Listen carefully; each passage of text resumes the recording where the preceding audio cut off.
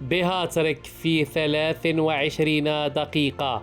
المهاجم الأولمبي المغربي يانيس بقراوي يقود ناديه إستور العصر اليوم السبت إلى انتصار عريض على ضيفه إستريلا دي أمادورا برباعية نظيفة لحساب الجولة الختامية من الدوري البرتغالي الممتاز لكرة القدم.